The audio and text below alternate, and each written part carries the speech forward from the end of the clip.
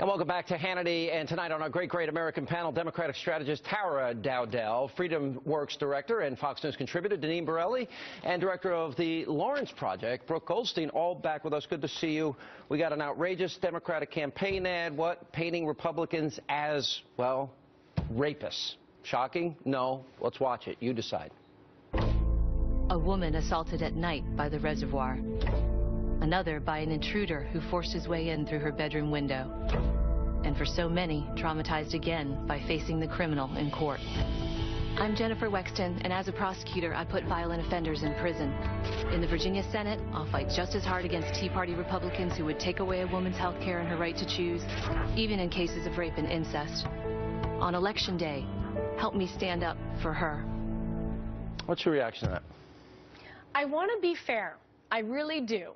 And I think that it's perfectly legitimate to say that you can read this ad in a way that it does draw a parallel between Tea Party activists or Tea Party Republicans and rapists. One could easily come away with that conclusion. That's what it was designed to do. It was designed to play into that phony narrative. Absolutely. And I think, you know, it's a well-known fact that the left does not pay attention when someone who has an ad like this, and it is completely outrageous, and doesn't run with it. If a Republican came out with an ad like this, it would be criticized all over the media. But I don't want to play that game. I want to hope that she really does not equate Tea Party activists or Tea Party Republicans with criminals. You want to hope, but this is the reality. You know, this is the problem, Deneen. You and I have discussed in detail the same playbook that's used every election year. Race card, it's going to be the gender card. Republicans hate women, old people. They are racist. All of that, they do it, I would argue, because it has worked for them. And that's why they do it. No, you're absolutely right. And this ad is outrageous, Sean. But you know what? The left is desperate. They can't run on Obamacare because it's unpopular. People they're not happy with Obama. There's problem with unemployment. It's the new normal now. Too many people are on food stamps. So there are a lot of individuals who are depending on the government. They can't run on the failed policies that are coming out of the Obama administration. So what they do, they attack, they call you names. This is the card that they deal all the time. And yeah, it does work for them. And it is a double standard, which is unfortunate. Yeah, you know, it's sort of like Mitt Romney. He had binders, and that became such a big deal in the campaign. You're more left of center than I am, obviously, as we've debated many times. Do you think that conservatives dislike women? Do you think they hate women? Do you think they are anti-women? Our issues with conservatives are not about whether they're anti-women. It's about policies. This woman in this ad is talking very specific policies, and she was clear. She said there are Tea Party Republicans who are opposed a woman's right to choose, even in the case of rape and incest. That is factually correct. That is factually correct. And they own that. What she's saying. So she's repeating what they own. But hang on a second. Actually, most people that are pro-life do make an exception. In my case, I am pro-life, except in cases of rape, incest, or a mother's life being in danger. That's good to hear. And by the way, I would argue that that is an inconsistent position. If you believe it's a life, you believe it's a life, it's a life, it's a life. But I look at extenuating circumstances, and I think they've got to be factored in. I don't know many people that have this position. And I don't know anybody that's being elected or running against her that has that position. But she wants to create a false narrative. It's a lie. It's rooted in a lie. Todd Aiken, there were people who held these positions. He said that woman's body could shut that whole thing down. I mean, he legitimately said that on national television. That's on the record. And there are other people who, and then on top of it, look at this. She's a prosecutor. She is making a point about having prosecuted violent offenders. What you do when you run for office is burnish your credentials. Those are, in fact, her credentials. Well, except for the sign of desperation. The left is very desperate right now with the upcoming elections. So they're going to attack. They're going to do the name calling. How about promoting job growth to grow the economy? How about promoting economic resources to be developed for people to be employed and to lower our energy prices? What about running on those platforms? She does have those ads as well. This is one ad on one issue. She should be promoting. One ad on, there are multiple issues. Ridiculous. And this is the issue she stands up for. I just think it's amazing that nobody, is making the connection that she's actually equating Tea Party Republicans for standing up for what they believe in with criminals. I mean, that is the point of the ad. It's okay for her to say what her prior experience is, but in the same sentence, in the same breath, she equates the two, and it's not responsible. I want to warn this audience. Just buckle up. just the beginning of the election cycle. The administration must now deal with this latest threat to the nation's health care law. These ladies, the little sisters of the poor. Their issue is on religious grounds. It would seem that the administration has bent over backwards to ensure that people can exercise their religion. And welcome back to Hannity. We continue with our great American panel. All right, nuns now are the latest threat to America. You know what bothers me about this? All right, we have different positions on the issue of contraception, religious rights, and birth control. Why should a Catholic institution, Catholic charities, Catholic hospitals be forced by their government to do something that is against their deeply held religious beliefs? Why?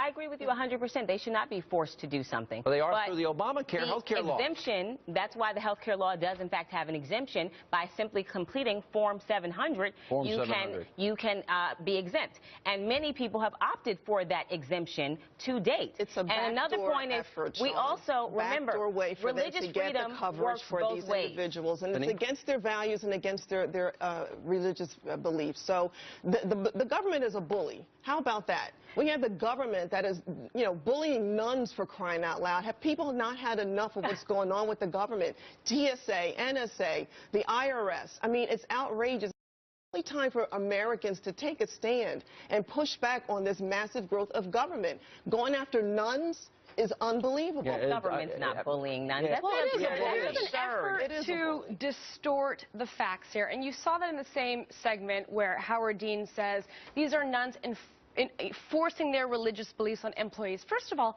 they don't have employees. This is a volunteer organization. Right. The nuns aren't the one forcing their religious beliefs. The opposite. Second, there is no exemption. The exemption is a non-exemption. The exemption form says that you have to authorize a third-party provider to provide contraception. If they weren't exempt, that's exactly what the form would look like anyhow. But this is the point. They still have to do it, and they kind of said, okay, well, we're taking away the guilt of you doing what we're forcing you to do. They should leave them alone. They allow, if the person wants to seek it through a third party, why shouldn't they be able to do this? They should. Here's the problem. Here's the problem. You're looking at religious freedom from one perspective. We live in a country where very different views are held on religion. If you are of Reform Judaism, then you believe... There is no freedom of religion if the government is going to force you to do this. The government is not forcing. The government is forcing to do it. First of all, we have a separation between church and state in this country, which somehow has gotten forgotten.